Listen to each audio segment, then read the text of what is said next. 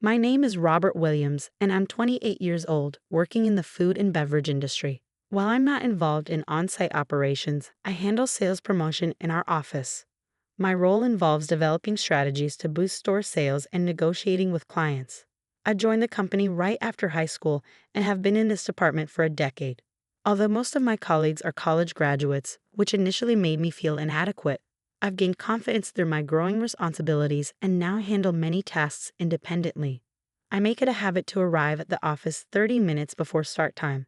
This allows me to review the day's tasks, sort through the documents that came in during my absence, and organize them for the respective team members. I aim to complete these tasks before my colleagues start arriving, usually about 10 minutes before the official start time. Good morning, Robert. Thanks, as always. Liam, my supervisor and colleague, often greets me. While I appreciate the acknowledgement, I sometimes feel a bit awkward about the thanks, as I'm just trying to streamline my own workday. My boss, Owen Smith, then arrives. Owen, who is 10 years my senior, joined us from another department last year. Despite our frequent collaboration, his mood can be unpredictable, and he isn't always the most popular among the team. Hey, make some coffee, Owen says gruffly. Good morning. The usual coffee is fine, right?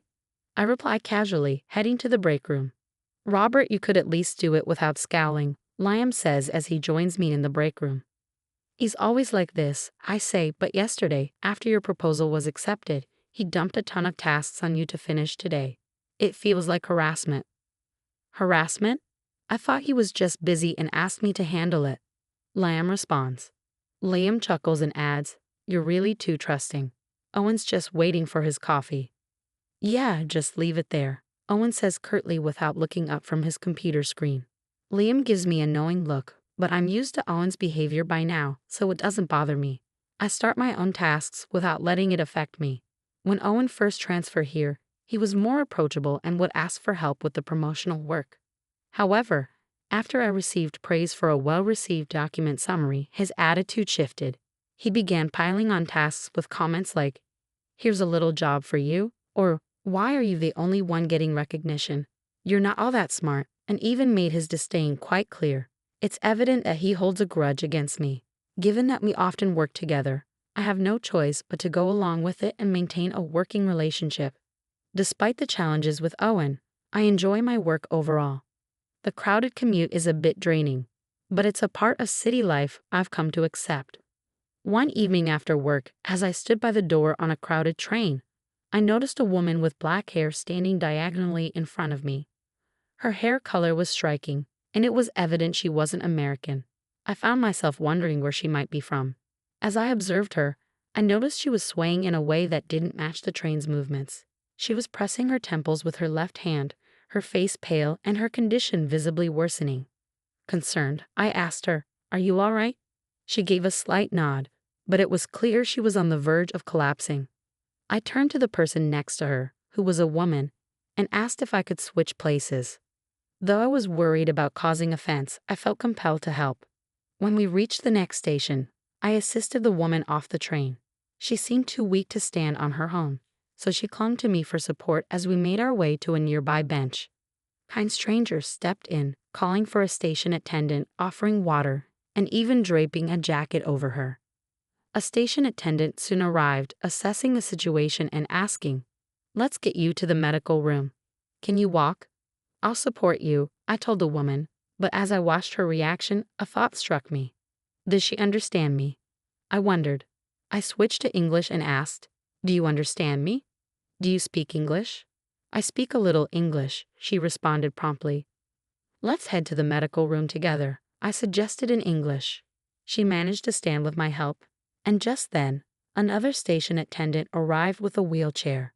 We proceeded to the medical room. Once she lay down on the bed, her condition appeared to worsen.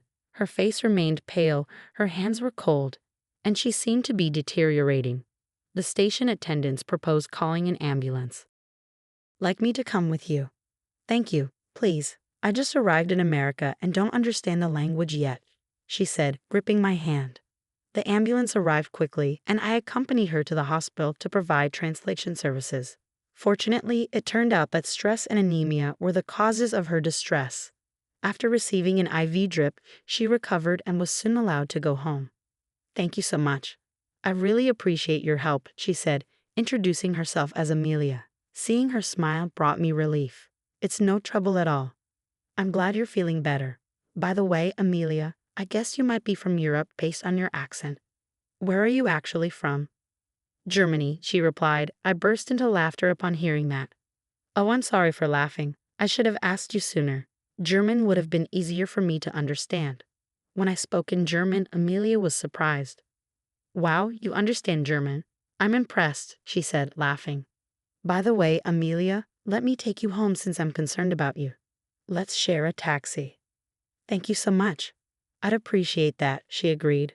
We decided to take a taxi to her home.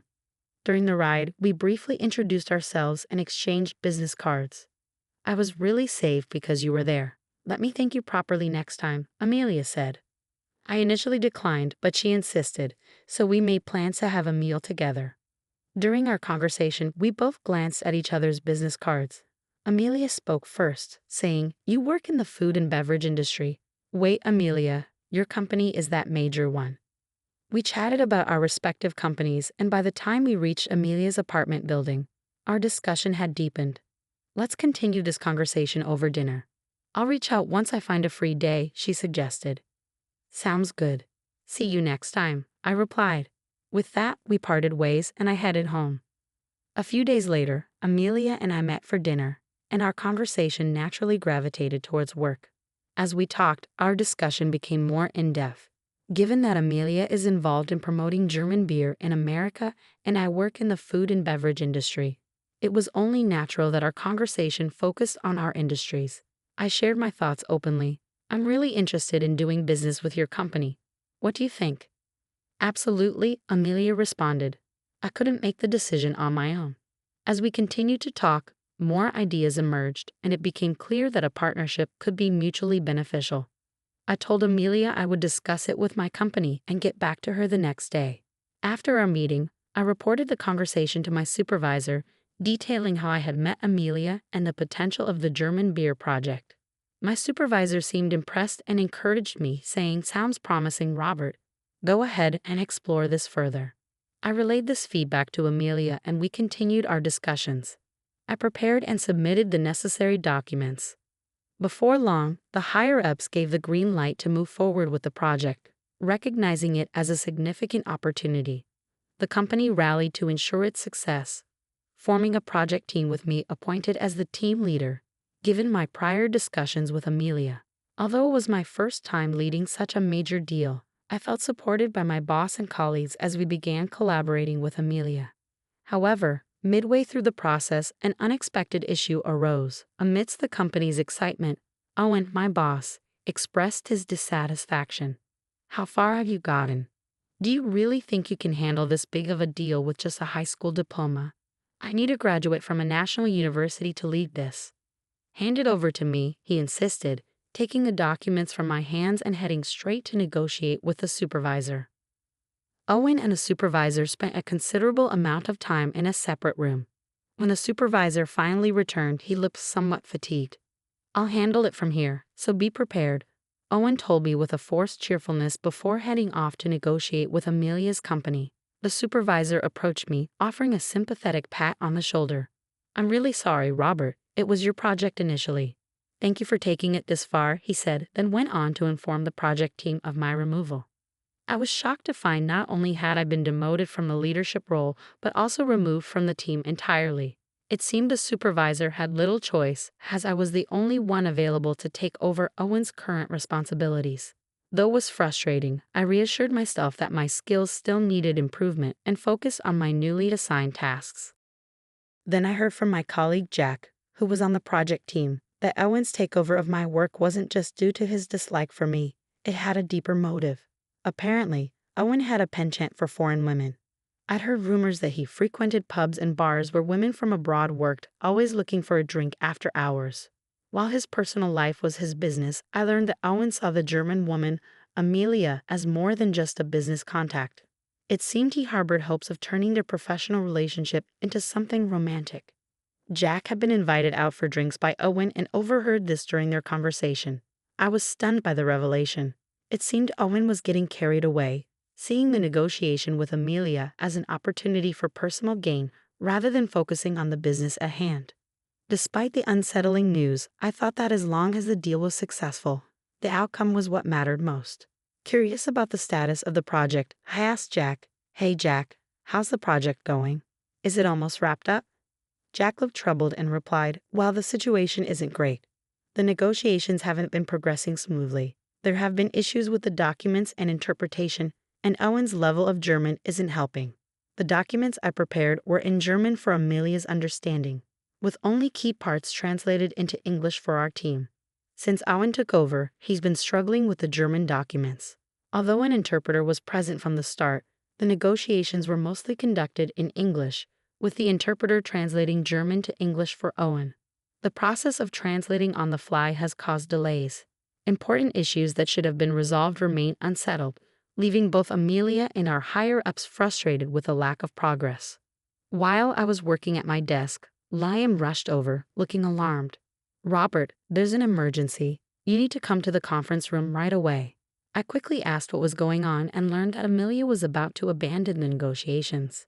She was frustrated from dealing with translation issues and had expressed her dissatisfaction loudly. "I've had enough of this mess. Please call Robert. I trust him more than anyone here."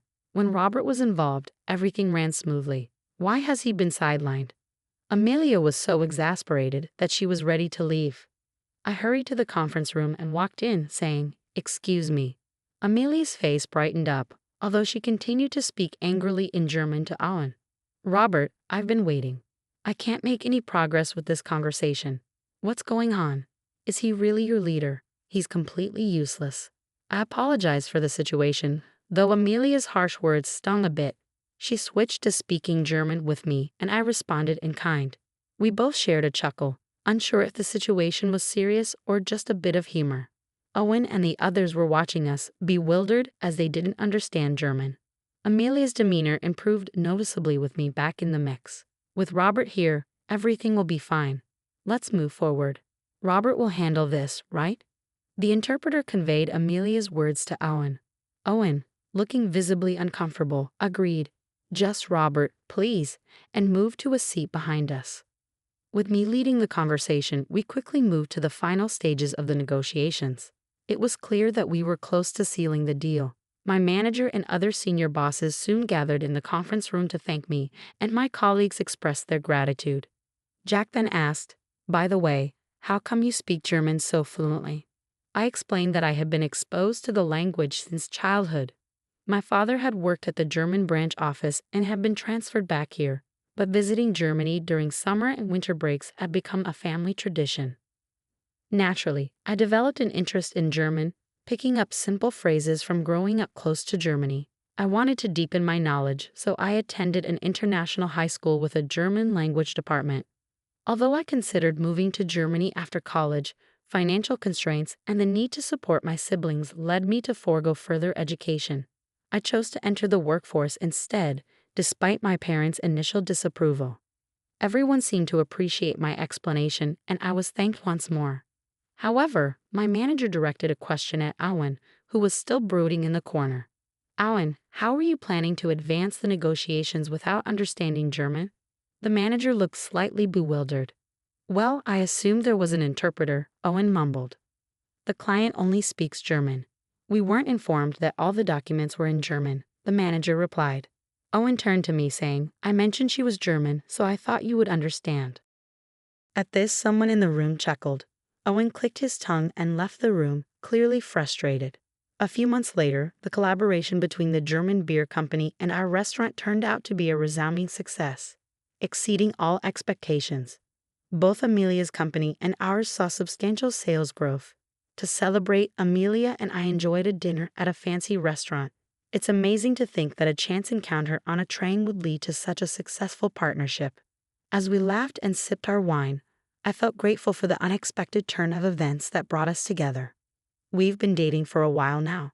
After Amelia confessed her feelings to me, I was surprised but realized I felt the same way. So we decided to give it a go. On our way home from a recent business trip, we ran into Owen. "Robert and Amelia, what are you two doing?" he asked, clearly stunned as he saw Amelia's arm linked with mine. "Oh, we're dating now," I replied with a hint of embarrassment. Owen's reaction was one of shock, and he let out a cry of astonishment. The next day, I learned why. Owen approached me, visibly frustrated. "Why are you with Amelia? It should have been me."